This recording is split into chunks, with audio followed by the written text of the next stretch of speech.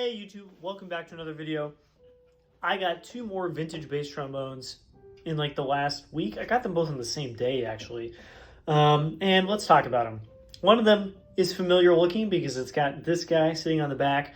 This is a Holton TR185 bass trombone. I owned one of these in the past. Actually, I've owned two of these in the past.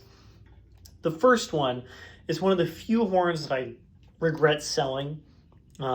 I don't think I would have used it a ton more having it than not having it, but I really liked that instrument.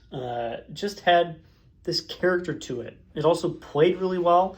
It was just dependent, and dependent horns, not really my bag of tea. Is that a phrase? Yeah, it is now. I just made it up. And I just had recently a single 185, so without the bird's nest valve, that was really bad. Not a good instrument. It was not fun to play, did not make any cool noises. I had a 10-inch bell instead of the 9.5 that this does, a much later instrument than this one is.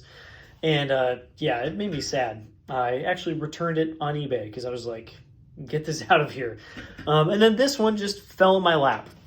And I'm really excited about it. So, Holton 169 is kind of the first real Holton bass trombone developed with an artist, I believe Edward Kleinhammer of the Chicago Symphony Orchestra.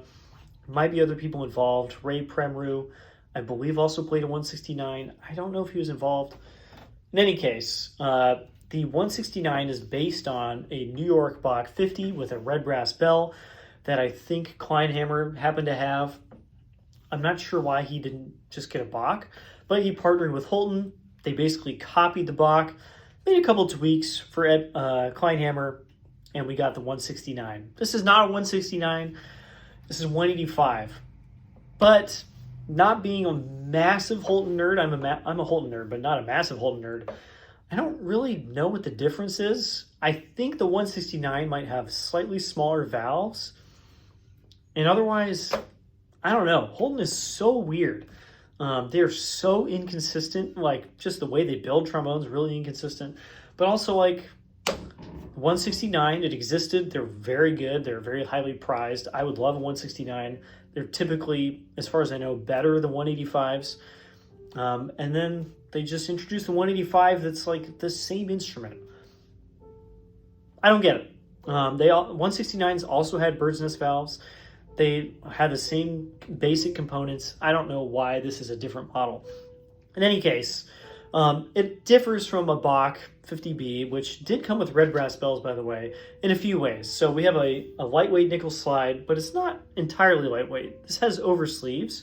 It's not like Bach light slides that have no over sleeves. This also has a yellow crook. Very typical of Holton. They have nickel slides, yellow crooks, generally. Got a typical closed wrap. You can tell it looks a little different than a Bach. This would be squared off.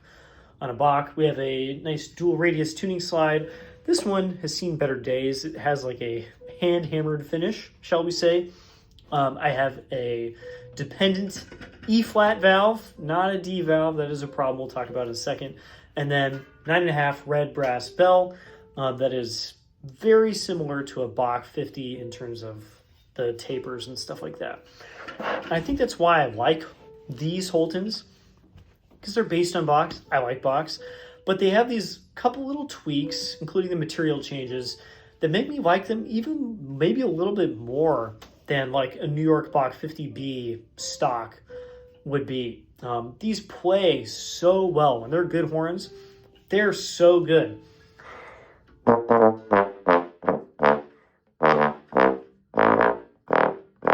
This just has this crazy fast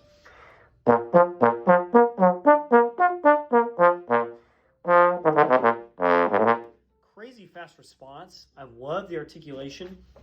What's really cool about this one that I actually don't remember about my first one is that it plays really well with my Marquis 87. I don't know why. I would honestly expect it not to work. Usually because this is really designed around Marquis, the way he plays, and then also the instrument he plays. He plays Edwards 502, which has its own particular characteristics, which are, I would assume, not anything like this. It's an Edwards with a dual bore slide and two independent valves, and like way bigger back here, and yet this is a great match. I actually tried a bunch of my mouthpieces. I assumed my other kind of smaller stuff would work better. No, this is the best mouthpiece, which is even better because I'd much rather just use this all the time. This is really exciting. A couple bummers about it. The slide is like okay. The slide I had last time was definitely better. And I've definitely had much worse Holton slides in specific. Nickel slides, like once they get messed up, really hard to bring them back to being perfect again. And this one, it's okay. It's usable. You can hear the lower tube here is hitting the cork barrel. It is the lower one, right? It's hitting just inside the cork barrel, yes, on the lower side, which is kind of annoying. Probably want to get this slide kind of like taken apart, realigned and stuff. And also, you'll notice the bell is really close to the slide. It's not super easy to notice on camera, but in person, you're like, it feels like sad bell. The bell should angle away from the slide a pretty good degree. And usually that's because the valve knuckle has been damaged. It's been crunched a little bit and the whole thing is just kind of together. But on this horn, valve knuckle's fine. There's not even a ding. It's totally okay. And I was like, but it still has sad bell. Sometimes it's crunched right here.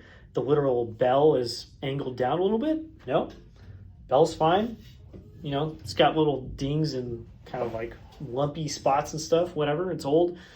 It's actually the slide. The slide is bent right here at the tenon, right before the tenon, I should say, where your hand goes at just a little bit of an angle. I don't think it's supposed to be bent. I think someone like slammed this on something at some point. Maybe that's why the slide doesn't have perfect action. And so now the horn has just a little bit of sad bell. I've never seen a horn deform at the slide. It's always the bell brace, valve knuckle gets smashed. So weird damage. Never seen that before. Gooseneck is in good shape. Again, tuning slide. This obviously got just wanged on some stuff at some point. And someone has worked on it with dent balls and stuff, brought it back into largely spec. But it almost looks like the old hand-hammered bells. It's like very consistently hammered all the way across. It should not look like that. It should be smooth. Honestly, I don't care because it plays really well. The knuckles on the slot and valve also kind of banged up, probably from whatever did the tuning slide. But otherwise, in really good shape. Lacquer's pretty good. Like, honestly, I don't care. It plays really well. The biggest bummer, of course, is that it has an E-flat slide, which stock is in all the way to here, which is not E-flat. It's like flat E.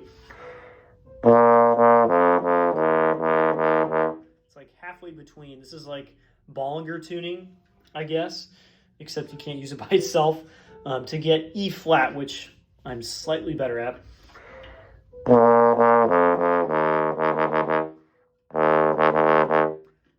Pull it out almost all the way, which of course is not anywhere near D, which would have to be like this long. And the problem is Holton's, instead of using 593 valve tubing like every other bass trombone except for the Kings, they use 585 valve tubing. Olds also uses 585. I learned that recently. My Olds S24 has 585 valve tubing. And so sourcing more tubes for this is really difficult. When I have my Yamahas, for instance, I just put in a Bach 50 slide. It fits, it's 593, boom, it's done. But this is too small. And so I have to find a donor, question mark, something or other, that's 585 to get some more tubes. I'll probably be able to find something actually of a line on a tenor trombone because the tenor trombones also have 585 valve tubing, the large tenors. They just use the same across basses and tenors. You might think smaller valve tubing means the low range is like stuffy or whatever. And these are old valves, but they feel really good. They're not worn out. There's like no play there at all. This one also has no play. They largely quiet. Obviously this has a huge linkage, so it's a little noisier, but they play really well.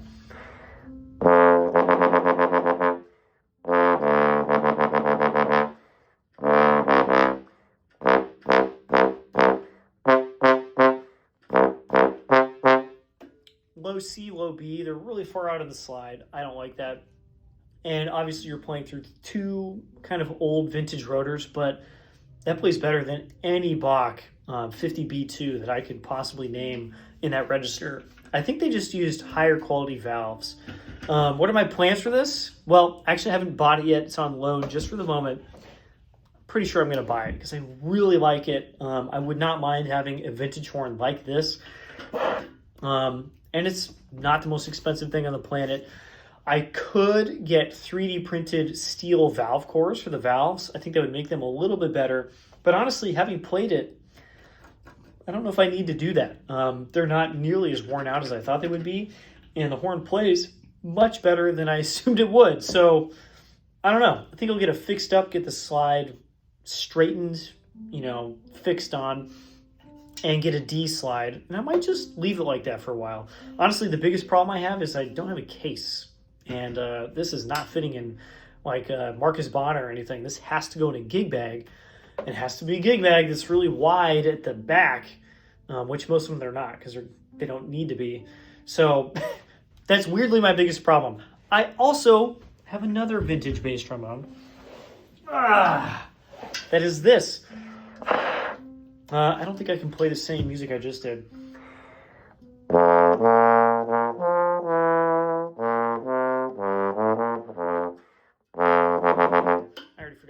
I made that up. This is a Conn 70H. I've actually wanted a 70H for a long time, but either they are completely trashed, which is the 70Hs I have played in the past, or they're just a little too expensive. People want like $1,800 for them, and if I'm going to buy a useless single bass trombone, I'm not going to pay $1,800. That's just way too much. The TR185 is dependent and it's an E flat and it's still so much more useful than a single. So I have waited a long time to get a nice cheap one that is not trashed. It's got some dings, it's got some battle scars, and it is in great shape otherwise. I also have a Conn 78H Special from 1954, 1955. This is almost the same age. I think actually just maybe like a year later, 1955, 1956.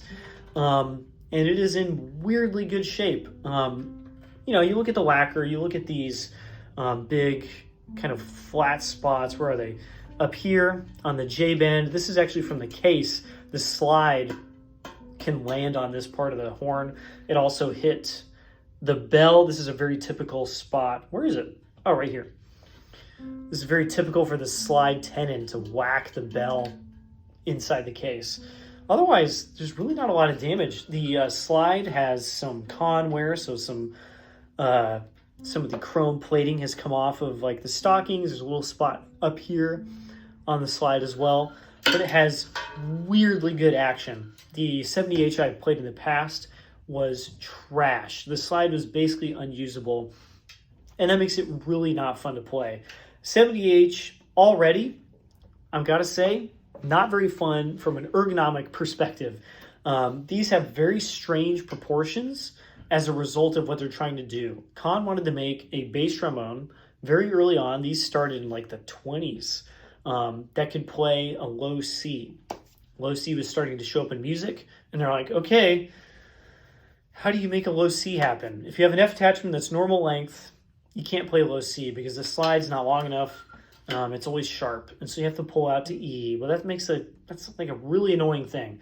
So they compromised everything to make sure you could get a low C while leaving this in all the way and not changing anything else really. The slide is incredibly long on these trombones. Holton slide, based on the Bach 50, is not short, I would say. Let's see if I can put these at the same height. You can see these mouthpieces are like nearly 2 inches apart. With these are both resting on the chair I'm on.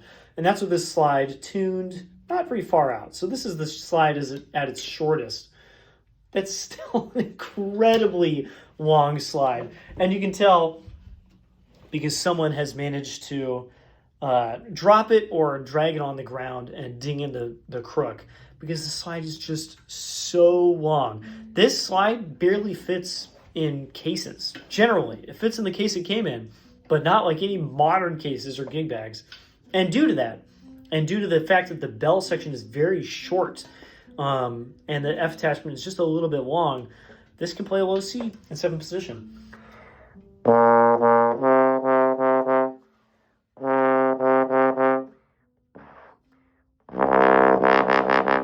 I can barely do it because it requires so much contortion.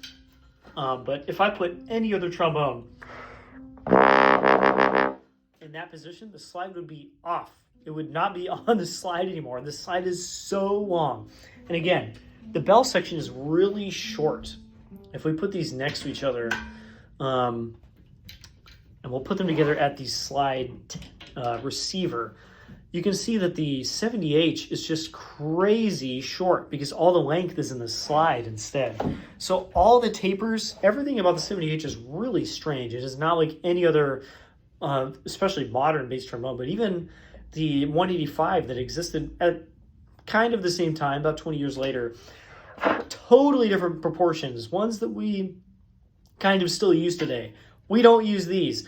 The F attachment even has really odd proportions. If you look at the F attachment on this, which also is a closed wrap F attachment, you'll notice the loop that is not tunable is way longer on this. And that means the pull on this valve is ridiculous. So let's get it started. Oh, it's also very tight. So to get to E is right there. There's a marking on the slide.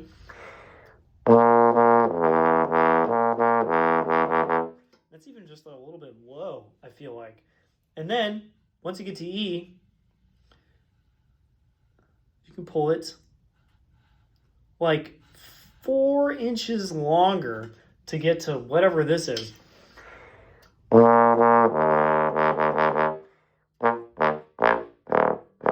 So that is E flat. Just a tiny bit out from first position. That is like really, really flat E. Let's see if I can get a low B. That is a low B on a single valve bass trombone. I played it up an octave. Obviously, I played with the valve position, but that is a in tune. I can play a low B on a single. That is impossible on any other single valve instrument of all time. That is mind-blowing. Now, is that really useful? Yeah, if you're in 1955 and there's no other options, you got to play a low B. That's how you do it. You pull this all the way out. You put the slide on the last, like this much of stockings. You have a real low B. And then you have to play the whole rest of the night like that because you have to push that back in like 3 feet. It was such a strange instrument. So why do people like the 70H? I just talked all these weird things about it, right? Well, 70H has some really cool character to it. It has such a cool Conn.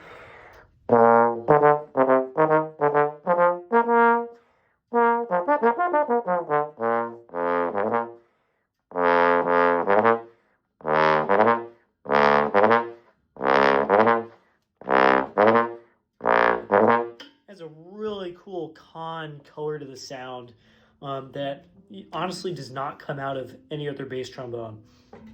There's nothing modern you can buy that's anything close to this. It's just 70Hs. 72H is close. It's bell tuning instead, so it has a normal tuning slide. In a lot of ways, 72H is probably better. I haven't even talked about the worst part of this yet. And there's like 71H, which is also very similar.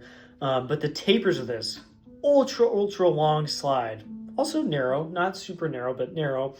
This back here is much smaller than anything like this kind of Bach analog. This is very similar to a Bach. You can probably even see right there where the horns are the closest. 70H is a lot smaller than the Bach. And then when we get into the bell stem after the J bend here, this is also really small. This ends in 9.5 inches. Full bass trombone size bell, but everything leading up to it is smaller than a modern bass trombone. This is still 562 single bore. It's still 593 valve section, so actually larger than the Holton. But everything else about it is just very singular to the 70H, and not something you can find today in a modern instrument, or honestly in a lot of other vintage bass trombones. They're just not really made like this. And I really like that character. I think it's a really cool thing to have. And I'm excited to put 2 valves on this. Some people make these into dependent horns, and they'll just add another Conn rotor like right here or right here. That's neat. This valve doesn't play that badly.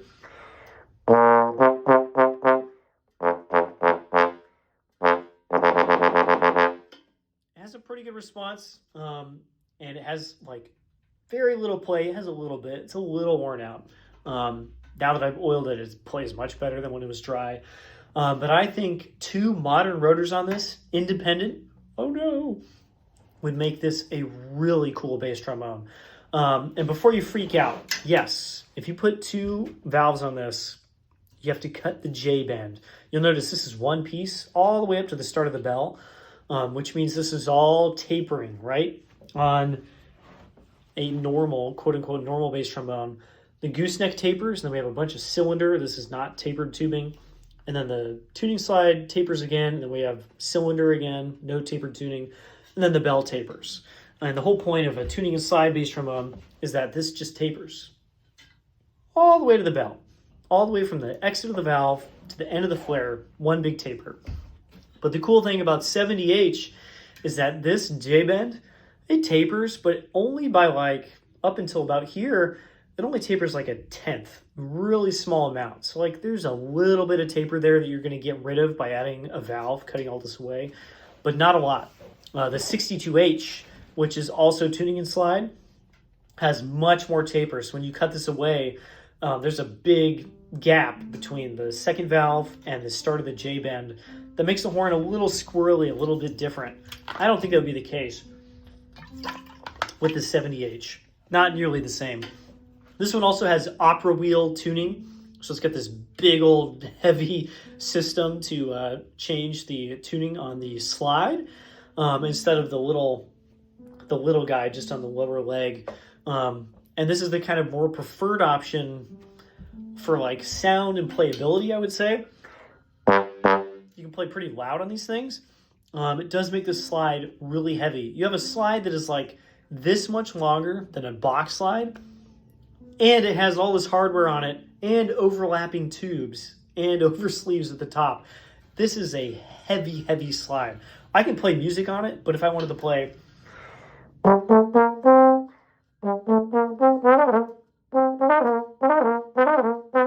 want to play like turns, stuff like that, it like just doesn't do it. You can't go back and forth fast enough because there's so much weight. A lot of weird things about these instruments, but I'm really interested in getting to know it over the course of however long it takes to put 2 valves on it. I'm playing it right now with a 2G. These really like to be played with smaller mouthpieces. Not the easiest thing for me to do, but it is what the horn wants.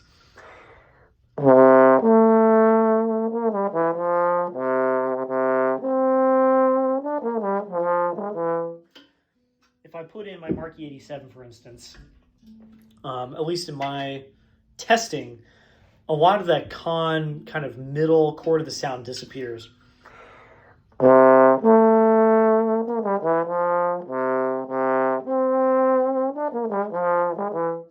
It still works. I don't think it sounds bad. It actually responds okay, and I might find another mouthpiece that works pretty well, but it's not quite right. It needs the smaller mouthpiece. We'll see if that continues to be the same with 2 valves that are larger, with some of the gooseneck or some of the J-bend gone.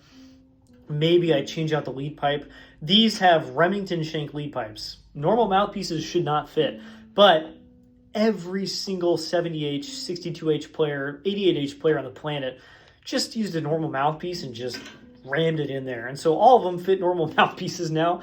This one, once you give it a twist, barely wobbles. A normal mouthpiece should wobble. In a Remington shank, it should kind of like sit out a little bit farther and wobble, but everybody just used normal mouthpieces, and so they're all just reamed out. So maybe the lead pipe could get changed, make it a little easier to play. One odd thing about this is I have that 78H special, which I've played a bunch. I'd like to make a video about it as well. That has a slide lock. It's just a normal trombone. But 70Hs, up until like a few years after this, they don't have slide locks. Why? It's such a weird thing. I honestly think they think, oh, people who are playing 78H, they're playing in like concert bands, which maybe is a marching band. You're playing outside. You need to carry your horn around more often. 70H, it's only getting used in the orchestra, only in sit-down environments where you can literally just put your horn down on the ground like this. And so you don't need a slide lock. That's the only reason I can think of why you would not just put a stupid slide lock on. Conn's had slide locks for like at least I feel like a decade before this instrument came out. Again, this is like, I've checked the serial number on my 78H. This is like 30,000 later than my 78H. And it doesn't have a slide lock. It's so annoying. Anyway, that's my two new vintage bass trombones. I'm going to talk more about them in the future. I'd love to just talk about these all day, but I need to play them more and probably just buy this 185, so it'll be mine. That's all I got time for today. I'll see you all in the next video. Bye-bye.